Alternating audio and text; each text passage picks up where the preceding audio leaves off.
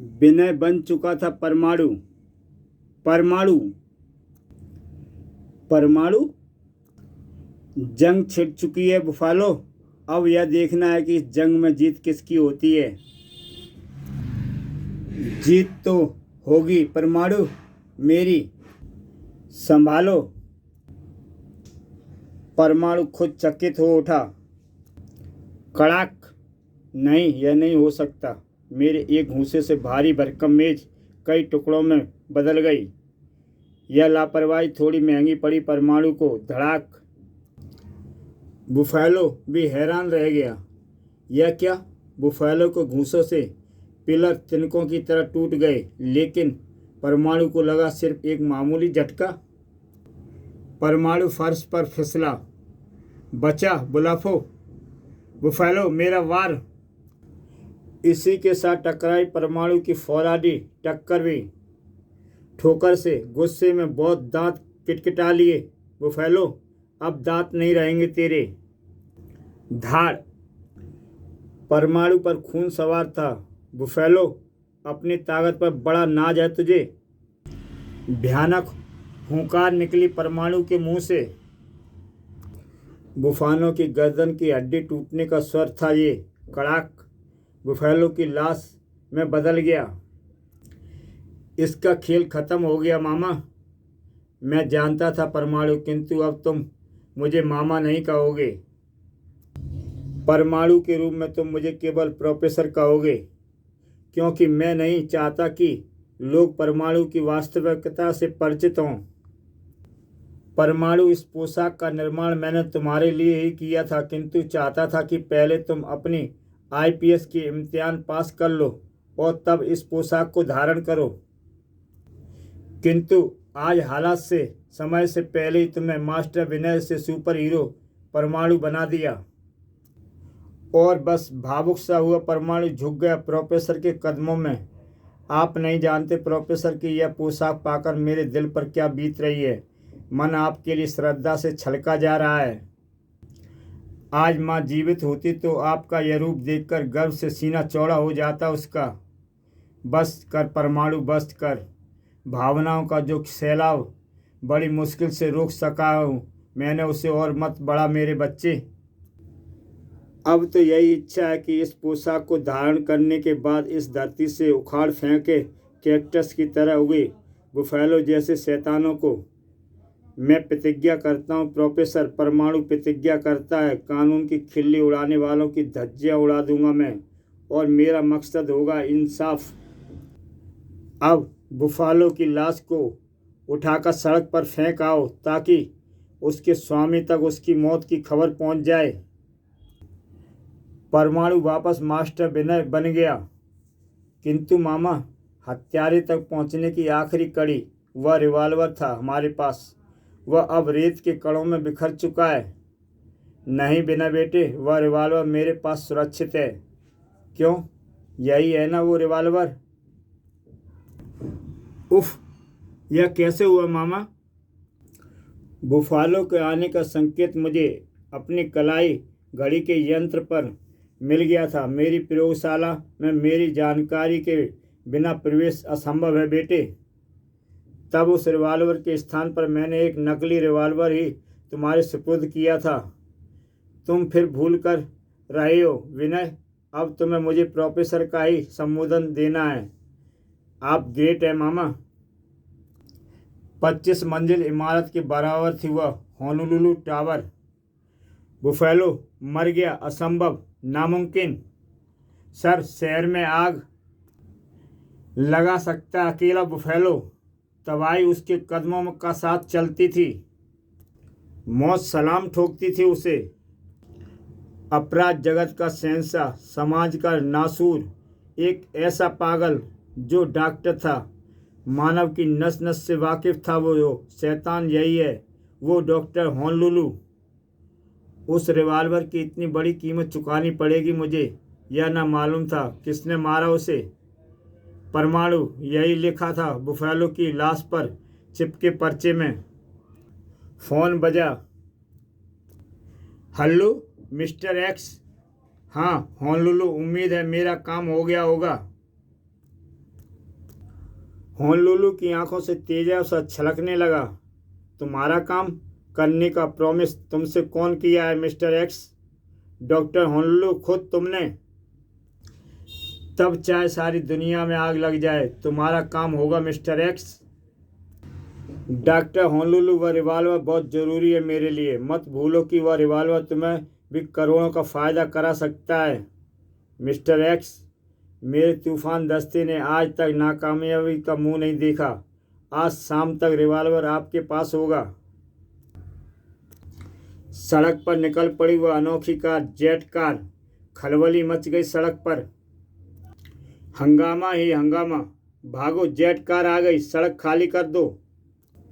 पीछे ही पीछे आता हुआ तूफानी दस्ता। सनसनीखेज दृश्य था। लियो टॉयज की तरह चल रही थी उनकी स्टैनगनें, मगर मौत बरस रही थी उनमें से। तूफान दस्ता था वो। प्रयोगशाला में उपस्थित प्रोफेसर की छठी इंद्री जागृत हो उठी थी। ये सिग्नल इसी बात का प्रमाण था।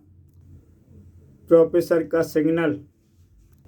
प्रोफेसर के सिग्नल के बाद मुझे बनना है परमाणु। प्रोफेसर का स्वर गूंज उठा। मैं आपकी आवाज़ सुन पा रहा हूँ प्रोफेसर। गुड, सामने देखो। यह क्या बला है प्रोफेसर? तूफान दस्ता है ये। शहर में आतंक फैला रखा है इस दस्ते ने। मौत का दूसरा नाम है ये। तूफान की तरह आता है, तूफान की तरह जाता है और अपने पीछे छोड़ जाता है मौत, तबाही का मंजर। किल देम परमाणु, किल देम। हर बार की तरह इस बार भी ये दरिंदे अपने पीछे मौत का, तबाही का मंजर छोड़कर जाएंगे प्रोफेसर। अपनी मौत और तबाही का मंजर। प्रोफेसर के बंगले से कुछ दूर। मौत व तबाही क्या होती है, आज इन्हें परमाणु बताएगा। अति वेग के साथ आती कार एकाएक तीव्र झटका खाकर रुक गई। परमाणु के लिए यह कोई मुश्किल न था। जेट कार भारतीय सड़कों के लिए उपयुक्त नहीं है बेटे। जेट कार के चिथड़े छितरा गए।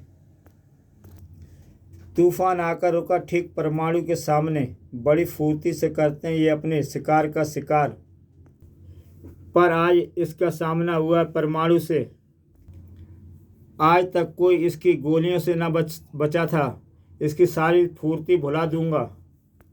बिजली की तरह चले परमाणु के हाथ पैर कम न थे तूफान दस्ते के शैतान भी। होनोलुलु टावर से तेरी मौत का ऐलान बाद में होगा। हम तुझे पहले मार डालेंगे परमाणु। तूफान दस्ते का परमाणु पर हुआ था वह प्रहार उन्हें बहुत महंगा पड़ा। तुम्हारे लिए परमाणु अपने किसी अतिरिक्त शक्ति का इस्तेमाल नहीं करेगा सिवाय शारीरिक शक्ति के। फिर प्रोफेसर, तूफान दस्ते की हवा निकाल दी मैंने। गलत परमाणु। तूफान दस्ते का एक शैतान अभी जीवित है क्या? मगर ओह, अचानक जैसे सब समझ में आ गया था उसके। तूफान दस्ते की नाकामयाबी की खबर बम की तरह डॉक्टर होनोलुलु के जहन में गूंजी। क्या तूफान दस्ता खत्म हो गया? असंभव। बुफेलो का हत्यारा भी वही है होनोलुलु। कौन है वो? परमाणु नाम है उसका। तुम कैसे बच गए? परमाणु को बारूद से क्यों नहीं उड़ा दिया गया? बारूद से तो तुम उड़ोगे होनोलुलु। कौन हो तुम? इस पल के लिए बिल्कुल भी तैयार न था डॉक्टर होनोलुलु। परमाणु तुमने मारा बुफेलो को, तुमने ख़त्म किया तूफान दस्ते को। परमाणु ने रिवॉल्वर बाहर निकाला। हाँ शैतान, और अब तुम्हारा नंबर है। बताओ होनोलुलु, इस रिवॉल्वर से तुम्हारा क्या रिश्ता है? ना जाने क्या हरकत की शैतान होनोलुलु ने की। एकाएक फर्श घूमने लगा। परमाणु, इस समय तुम होनोलुलु के घर में हो और अब मैं तुम्हें बताऊंगा परमाणु की एक रिवॉल्वर का किसी से सिर्फ एक ही रिश्ता होता है, मौत का रिश्ता। होनोलुलु ने परमाणु पर गोलियां दागनी शुरू कर दी। बचो। कब तक बचोगे परमाणु? धाएं धाएं धाएं। परमाणु की छाती से निकले परमाणु बुलेट से बचना होगा होनोलुलु। होनोलुलु बच न सका वह परमाणु हवा में लहराया। अब तू चीख चीख कर पानी मांगेगा होनोलुलु।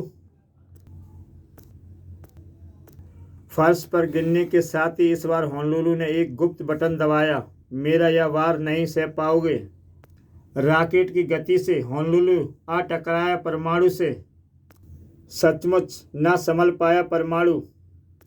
होनोलुलु की आंखें चमक उठी। भयानक अट्टहास कर उठा वह। मर गया परमाणु। होनोलुलु से न जीत पाया तू। इधर परमाणु जो एक पल के लिए बौखला सा उठा था संभला। होनोलुलु परमाणु इतनी आसानी से मरने वाली चीज नहीं है। चीख निकल गई होनोलुलु के मुंह से। कितना शक्तिशाली झटका लगा था परमाणु का। उफ नहीं। और वह बहुमंजिल इमारत से नीचे गिर पड़ा। हवा में ही दम निकल गया होनोलुलु का। शरीर कई टुकड़ों में बट गया। ऐसे शैतान का यही अंजाम होना था। इधर चौंक पड़ा परमाणु। फोन किसका हो सकता है। तभी टेलीफोन की घंटी बज उठी। होनोलुलु, हम मिस्टर एक्स बोल रहे हैं। रिवॉल्वर का क्या हुआ। ओह, रिवॉल्वर का मालिक नीलिमा और मेरे पापा का हत्यारा। रिवॉल्वर मिल गया है। परमाणु होनोलुलु की आवाज़ में हूबहू नकल कर रहा था।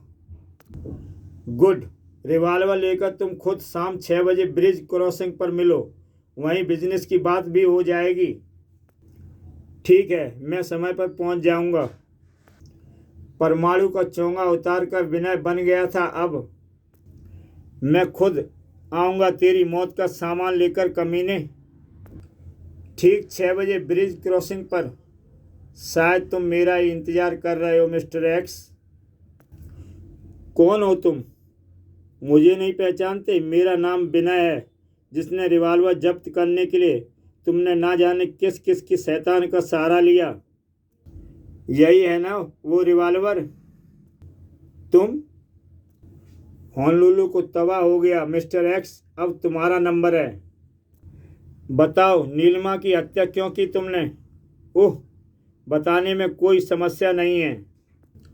उसने मुझे एक सेठ की हत्या करते हुए देख लिया था। मैंने सेठ को कानून से बचाने के लिए 1 करोड़ की जो रकम की डिमांड की थी वह सेठ उसे देने से मुकर गया था। बस गलती ये हो गई कि रिवॉल्वर मैंने नीलिमा के हत्यारों को सहूलियत के लिए दे दिया था। तुम हो कौन। तुम्हारे चेहरे पर लगी ये दाढ़ी मूछें नकली हैं। तुम्हारी तेज नज़र की दाद देनी पड़ेगी। अगले ही पल बुरी तरह से चौंक पड़ा विनय। तुम कमिश्नर गोखले। हाँ। जानते हो मैंने तुम्हें अपना चेहरा क्यों दिखाया है। इसलिए क्योंकि अब तुम जीवित नहीं बचोगे। गोखले ने रिवॉल्वर पर जंप लगा दी। इसी रिवॉल्वर की एक गोली अब तेरा भी सीना छलनी करेगी। और बस विनय को यही सूझा। गोखले, भेड़ की खाल में भेड़िया। कानून की वर्दी को नापाक किया है तूने। रिवॉल्वर नहीं उठा पाया वह। हत्यारे जलील, तुझसे गिन गिन कर बदले लेने का वक्त आ गया है। पागल हो गया था लड़का। अपनी जान बचाने के लिए ना जाने किन किन की जान लेता चला गया तू कमीने। जिस जान को बचाने के लिए इतना खून पानी की तरह बहा दिया तूने, वो देख कितनी आसानी से निकलेगी वो जान। नहीं। सामने से रेलगाड़ी को आते अपने करीब चीख उठा गोखले। नहीं। डर गया गोखले। बस एक झटका ही तो लगेगा तुझे। विनय, मुझे माफ़ कर दो बेटे। मुझे बचा लो बेटे। मैं खुद को कानून के हवाले कर दूंगा। मैं ना जाने कितने टुकड़ों में बट गया गोखले। और तभी विनय, आज मम्मी पापा और नीलिमा की आत्मा को शांति मिल गई होगी प्रोफेसर। आज गोखले जैसे शैतान के कारण ही देश की स्वतंत्रता को खतरा पैदा हो गया है विनय। तुम्हें न केवल काली दुनिया के शैतानों को ख़त्म करना है, बल्कि गोखले जैसे सफ़ेदपोश शैतानों को भी खात्मा करना है। यही तो माँ और पापा का भी सपना है जो मुझे पूरा करना है। इसी के साथ दोस्तों ये कहानी समाप्त होती है। कल फिर मिलता हूँ एक नई कहानी के साथ।